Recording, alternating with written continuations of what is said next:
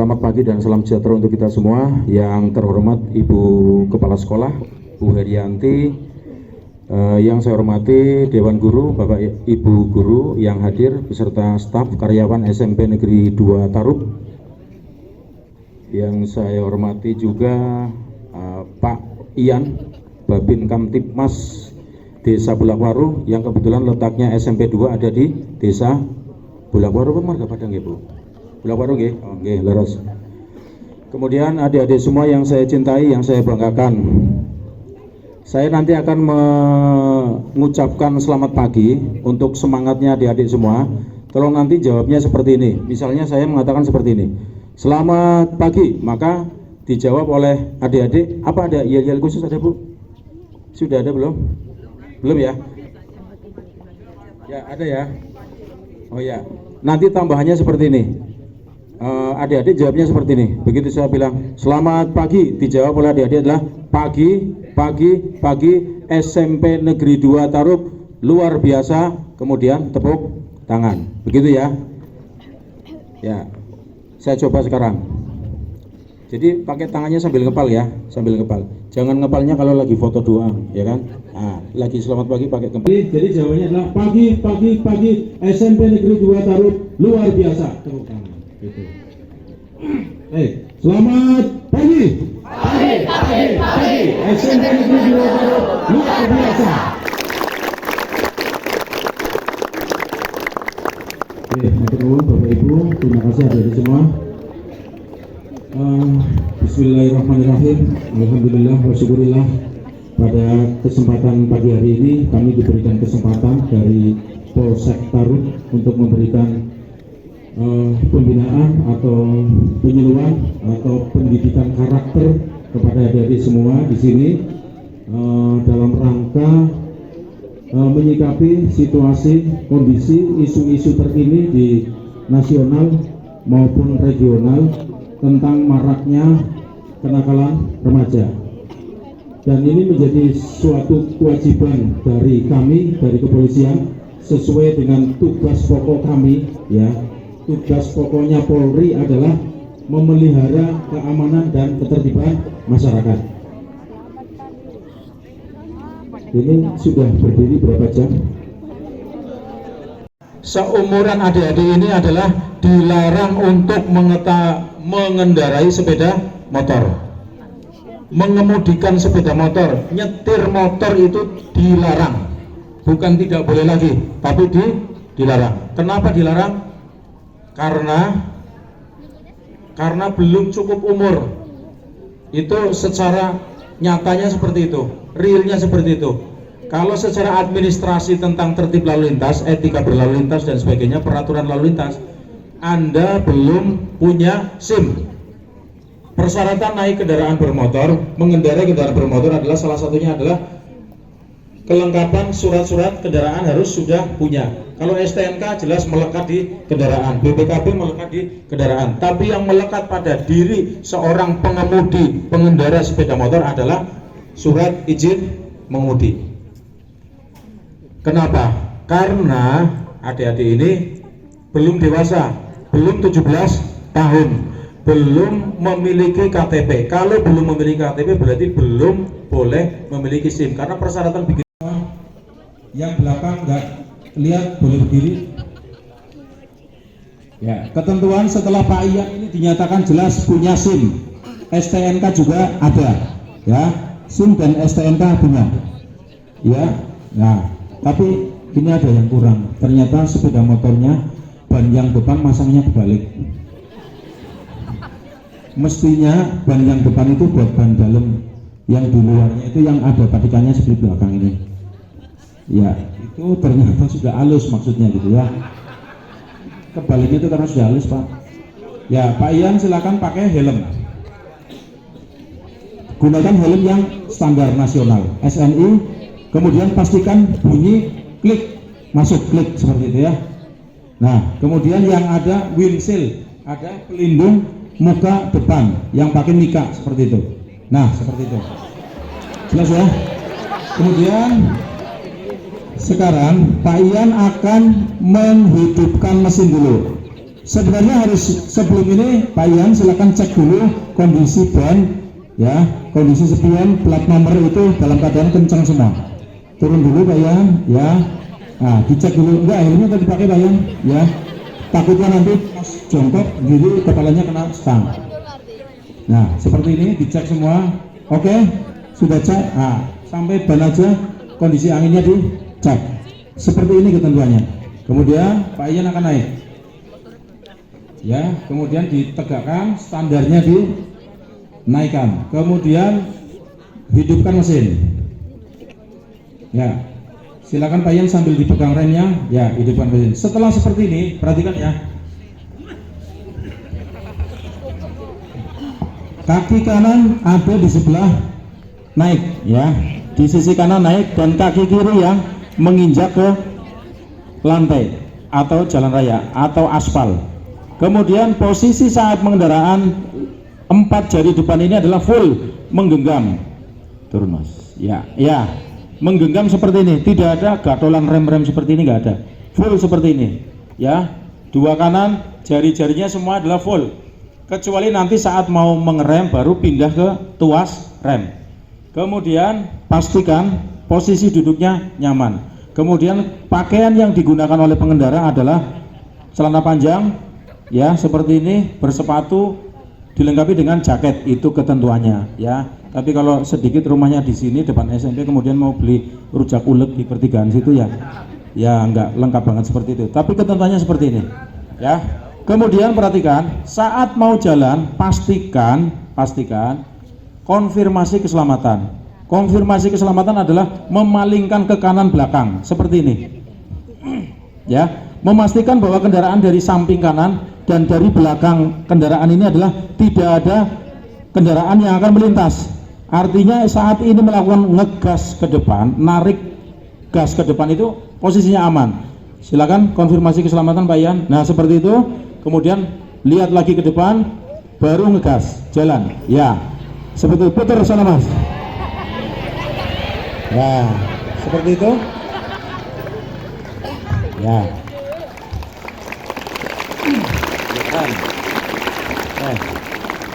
Kemudian saat pengereman kendaraan seperti ini, kalau perbandingannya adalah 70% adalah rem depan, 30% adalah rem belakang. Jadi yang lebih dominan adalah rem depan. Bagaimana cara mengukurnya? Ya kira-kira abot lebih berat ngerem di depan daripada rem belakang. Sehingga manakala terjadi saat kecepatan tinggi kemudian kita rem mendadak, kalau remnya hanya belakang pasti akan geser-geser, ya. Tapi kalau remnya pakai rem depan lebih cepat untuk bisa berhenti. Apalagi remnya dilengkapi dengan rem ABS. Sampai di sini jelas ya? Jelas ya? Jadi walaupun Anda dilarang tidak boleh mengemudikan sepeda motor, tapi karena memang sing colong-colongan pada naik motor di situ, ya, maka lebih baik saya berikan bagaimana cara mengemudikan kendaraan yang baik dan benar. Seperti itu. Sampai di sini ada pertanyaan? Kira-kira seperti itu. Cara gampang, ya, SOP-nya atau tata cara mengendari kendaraan bermotor. Terima kasih Pak Ian kembali.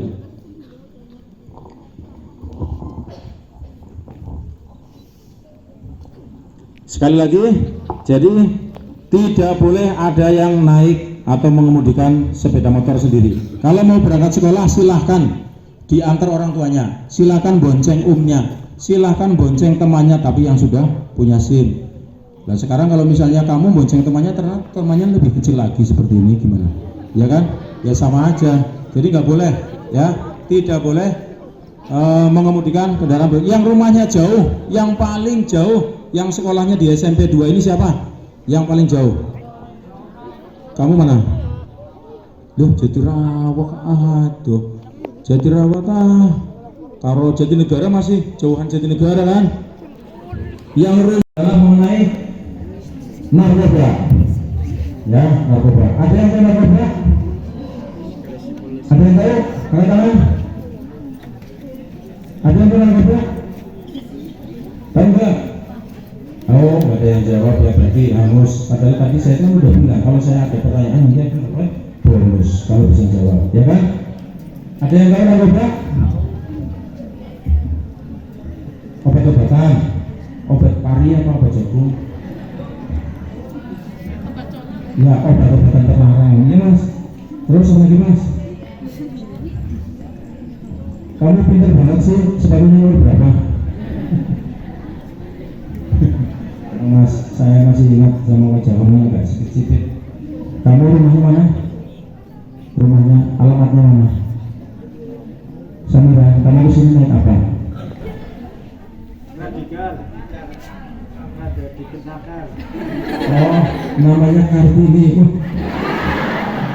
Oh, radikal Wiguna. Jadi ini namanya bagus sekali. Radikal, tapi radikal yang berguna. Tepuk tangan.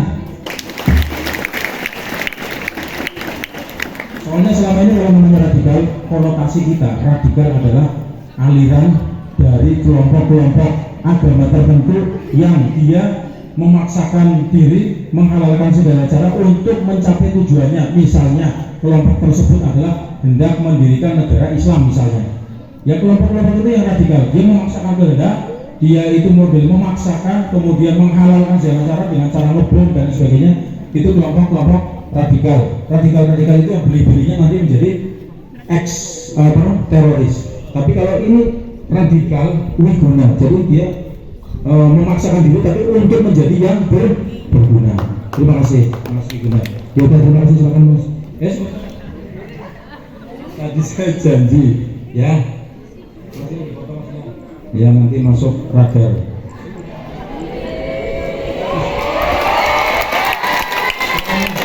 Ya, terima kasih ya. Kita belajar, kita bersemangat ya. Ya, bapaknya kerja di mana? Dan obat-obatan berbahaya serta zat aditif lainnya. Itu yang berbahaya buat adik-adik, buat generasi muda. Ya. Sat Narkoba Polres Tegal hampir setiap hari melakukan penangkapan terhadap pelaku pengedar maupun pengguna atau pembawa atau pembeli obat-obatan berbahaya, walaupun itu kelasnya masih kelas 2, belum sabu-sabu, belum inek, belum morfin, kokain dan sebagainya. Tapi obat-obatan yang dijual di apotik-apotik yang mestinya itu hanya digunakan oleh dengan resep dokter ya, kemudian kepada yang sedang menderita sakit. Jadi obat-obatan seperti Heximer seperti itu ya, itu kan hanya digunakan oleh pasien atas petunjuk atau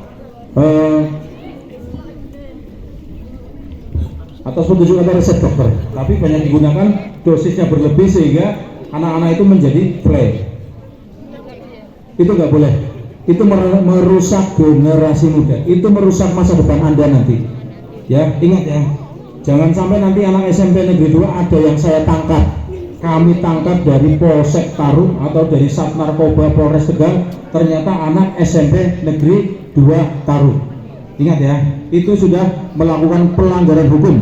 Yang ketiga, materi yang akan saya berikan adalah tentang kenakalan remaja. Ada temannya Askia yang kemarin jadi korban dari SMP 2 Slawi. Ada temannya enggak yang di sana? Yang kenalan atau teman sosmed sama dia, almarhum, ada enggak? Ya. Itu adalah korban dari kenakalan remaja, kenakalan anak-anak malah, karena kalian belum kategori remaja, masih anak-anak. Dia punya grup sosmed sendiri, ya, punya IG sendiri, punya grup WA sendiri. Mereka itu tantang-tantangan, ya, tantang-tantangan. Anak-anak seperti Anda ini belum tahu resikonya. Anda melakukan perbuatan, Anda melakukan kegiatan, Anda melakukan pelanggaran hukum, itu nggak ngerti resikonya, ya. Hasil dari perbuatan yang dilakukan oleh kelompok itu, anak-anak itu, kemudian ada korban. Kalau sudah ada korban berarti ada tersangkanya. Kalau sudah ada tersangkanya, maka itu adalah perbuatan pidana. Cukup bukti maka cukup bukti bagi polisi untuk melakukan penangkapan terhadap tersangka. Kalau sudah jadi tersangka nanti akan jadi terdakwa. Kalau dalam proses persidangan terdakwa, fakta hukum yang ada di pengadilan terbukti bahwa yang bersangkutan melakukan perbuatan pidana, baik itu penganiayaan, pengeroyokan maupun bahkan sampai dengan pembunuhan, maka yang bersangkutan pasti akan divonis oleh hakim. Sampai di sini jelas? Apa yang kalian lakukan, kalian belum bisa mencerna secara dewasa, ya, bahwa perbuatan yang kalian lakukan adalah nanti ada dampak hukumnya. Ini yang perlu dimengerti oleh adik-adik. Gampangannya seperti ini, kalian itu nggak boleh melakukan penganiayaan. Penganiayaan itu apa? Misalnya mukuli, ya kan, jotosi, ngamplengi, atau bahkan sampai dengan menggunakan senjata tajam untuk melakukan perbuatan penganiayaan.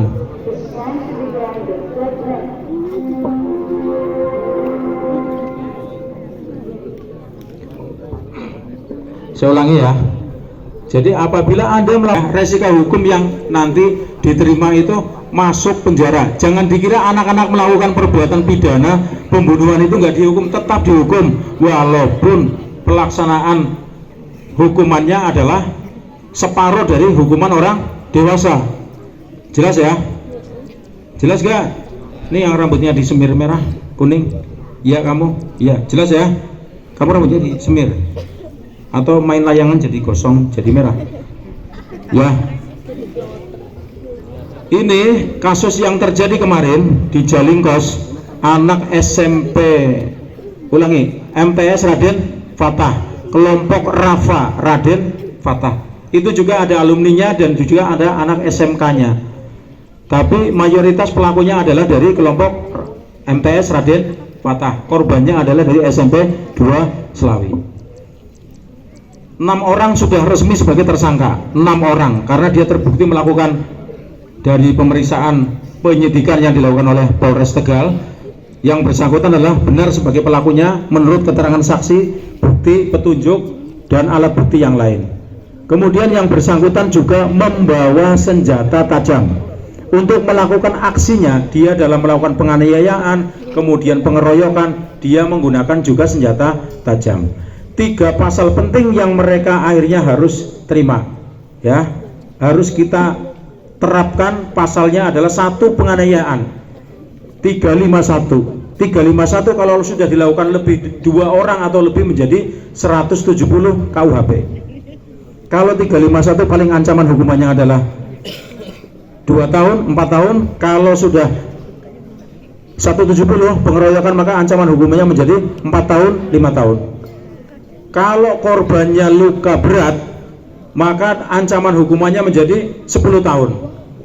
Kalau korbannya yang dianiaya, yang dikeroyok itu sampai meninggal dunia, ancaman hukumannya kembali bertambah menjadi 12 tahun.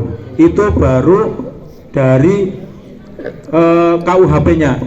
Jadi pelanggaran undang-undang hukum pidananya. Kemudian kalau yang bersangkutan menggunakan senjata tajam maka bertambah lagi dengan ancaman undang-undang darurat membawa senjata tajam, ditambah lagi 10 tahun lagi, menjadi berapa tadi? 12 tambah 10 menjadi 22. Lah kalau kalian dihukum 22 tahun kira-kira sampai jenggotan, ya, masa remaja, masa anak-anaknya hilang, masa depannya sudah hancur luluh, ya, tidak berguna uripe, seperti itu.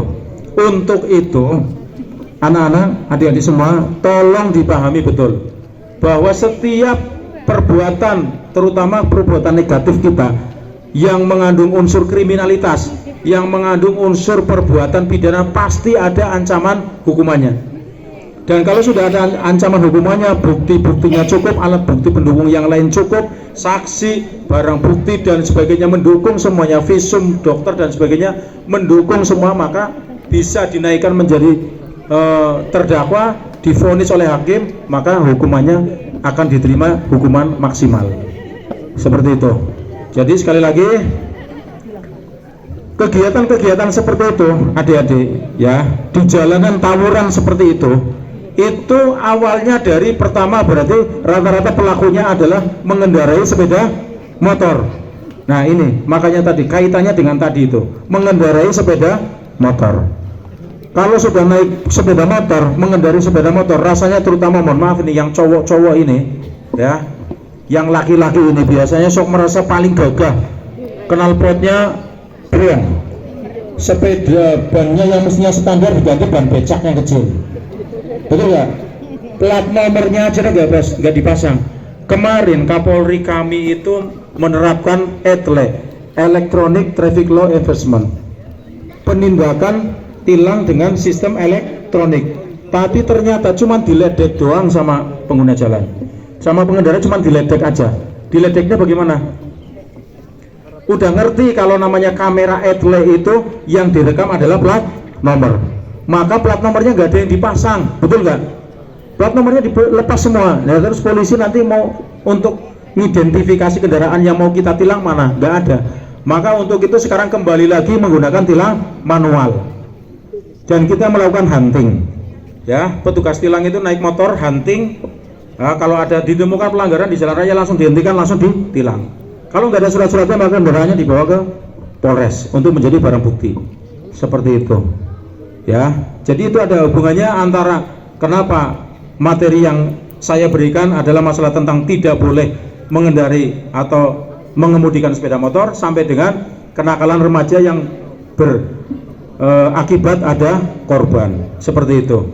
Jadi sudah naik motor, kelompok itu tantang-tantangan ketemu di Jalingkos antara kelompok Raden Fata dengan kelompok SN2, tantang-tantangan di situ lewat sosmed. Setelah ketemu di lokasi, ternyata kelompoknya SMP 2 itu jumlahnya lebih kecil, maka dia lari. Setelah lari dikejarlah oleh kelompok Rafa. Lah satu anak itu dia tertinggal, dia lari ke tengah sawah, dikejar sambil jalan di pacok. Kira-kira perbuatan seperti itu manusia bukan? Radikal. Kira-kira perbuatan seperti itu benar nggak? Radikal. Benar? Oh nggak boleh. Ya, jadi sekali lagi sebelum terjadi sesuatu yang lebih besar lagi di semua wilayah Kabupaten Tegal, dan ini tidak hanya di Kabupaten Tegal. Kalau Bapak Ibu guru kemudian adik-adik lihat nonton TV itu, peristiwa seperti ini tidak hanya di Kabupaten Tegal, ini hampir menyeluruh di seluruh wilayah Indonesia, baik di Tegal, di Ciamis, di Jawa Barat, Jawa Timur, bahkan luar Jawa juga demikian. Untuk itu sekali lagi kami sifatnya hanya menghimbau, petugas kami sangat terbatas untuk mengawasi semua masyarakat, ya. Untuk itu mohon yang jelas peran serta dari Bapak Ibu guru lebih ekstra lagi saat kepulangan mereka. Barangkali Bapak Ibu guru tambah waktunya, pengawasannya lewat titik-titik rawan yang kira-kira mereka sudah kumpul-kumpul, kemudian mereka biasanya melakukan konvoi nongkrong di situ, kemudian rawan untuk janjian. Lebih baik kita pantau mereka, bubarkan aja, suruh pulang. Ya, karena anak-anak ini kadang-kadang kalau kita nggak awasin, kita biarkan juga nanti dia lepas bebas melakukan kegiatannya sendiri-sendiri. Saya ngomong sudah ada 5 jam apa belum ya? Ya? Ya, kayaknya udah cukup ya Bu Guru ya? Cukup ya? Karena kalau berjemur waktu COVID kemarin itu saya maksimal setengah jam. Kalau ini setengah jam sudah lebih, jadi vitamin E yang saya dapatkan sudah lumayan. Dan adik-adik semua, Bapak Ibu guru juga demikian, kecuali yang ngiup ya Bu Guru, Pak Guru, nanti nggak dapat vitamin E. Tapi 15 menit sampai setengah jam pada jam 9, jam 10 adalah yang paling bagus untuk kekebalan tubuh kita. Bukan hanya karena ada COVID saja, sekarang juga ada virus-virus lain ya, virus-virus yang bisa mengganggu mental anak-anak. Inilah beberapa hal yang bisa kami sampaikan, mudah-mudahan ada manfaatnya. Dan adik-adik diharapkan satu ya, siapa yang bisa menyimpulkan dari apa yang saya sampaikan tadi, 3 hal itu silakan maju sini. Dan ya, kamu rumahnya mana? Kesadikan. Bapaknya ada? Ibunya ada? Bapaknya kerja di mana? Bapakmu kepala desa ya? Kok tahu gitu? Bisa gitu. Bapakmu kepala desa? Iya. Ya kok tahu gitu. Anaknya lurah Kesadikan? Saya tahu. Ya mirip sama ibunya. Coba kamu sampaikan 3 hal penting yang sudah saya sampaikan tadi, silakan. Sini. Berarti kamu nggak mau dapat bonus? Nggak usah. Ya wes. Nanti tanya sama bapak ya. Pak, dapat salam dari Pak Kapolsek. Tadi saya diberikan materi tentang ini jelaskan sama bapak ya. Biar nanti bapakmu juga jelaskan ke warganya gitu ya. Ya wes. Kembali bagian kalau dia jadi pemimpin apel berarti dia yang paling menonjol di antara sekian. Jadi mentalnya dia, kemampuannya dia, skillnya dia adalah di atas rata-rata teman yang lain. Betul nggak? Ya, namanya Ali Mubarok. Ya, terima kasih Ali sudah jadi pemimpin ini. Nanti saya minta kamu menjadi contoh buat teman-teman yang lain. Ya, kamu kesini naik apa? Motor, sepeda? Nah, malah naik motor. Besok kamu jangan naik motor. Ya, rumahnya mana? Kajongan dekat, dari sini dekat. Boncengan sama Ava aja nanti. Ya, tuh. Nggak boleh naik motor, tetap naik sepeda. Menjadi kebanggaan orang tua, menjadi anak yang soleh dan solehah. Terima kasih. Billahi taufiq wal hidayah, wallahul muwaffiq ila aqwamit thoriq. Wassalamualaikum warahmatullahi wabarakatuh. Betul.